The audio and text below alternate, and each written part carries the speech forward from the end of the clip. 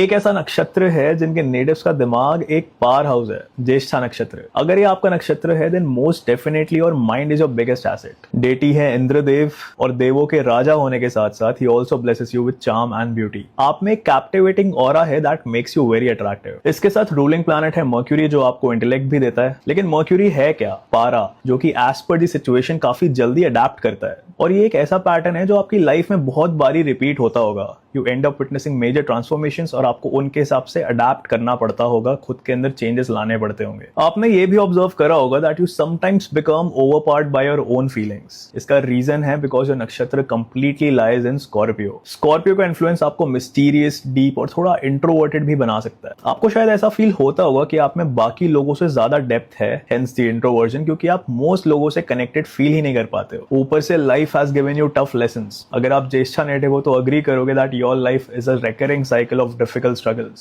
emotional, financial, family से related कुछ भी हो सकता है। और जब ऐसे इंस्टेंसेस होते हैं तो you become more mature। तो it is not your fault कि आप हर किसी से रिलेट नहीं कर पाते। आपके डेटी इंद्रदेव रिप्रेजेंट करते हैं सेंसेस को, इंद्रिया, जिसकी वजह से you can have materialistic and sensual desires। साथ ही Indradev always feared losing his throne। तो ये जो इनसिक्योरिटी है, पोजेसिवनेस है, ये आप में भी आती है। और क्योंकि आपका नक्षत्र स्कॉर्पियो राशि में लाई करता है तो ये फीलिंग्स और ज्यादा इंटेंसिफाई हो जाती है। You don't let a lot of people enter in your life, लेकिन जो आपके क्लोज हैं you kind of always fear losing them. In fact not just people but generally in life. मान लो कोई अच्छा फेस चल रहा है, यू आर कंफर्टेबल, तब भी एक कॉन्स्टेंट एंजाइटी बनी रहती है। कहीं ना कहीं से एक वो फियर आ जाता है कि कहीं ये भी मेरे हाथों से चला ना जाए। Try to hold on too much and yet things slip away. Transformative changes आते ही रहते हैं। तो पता है क्या करना चाहिए to get free from this constant anxiety? Just let go. Exactly the moment you surrender to the universe and accept कि यही मेरी लाइफ है, इसके अंदर चेंजेस होंगे and I have to keep learning from each change and question what is it trying to teach me. The moment you start doing all this, आपकी life automatically आसान हो जाएगी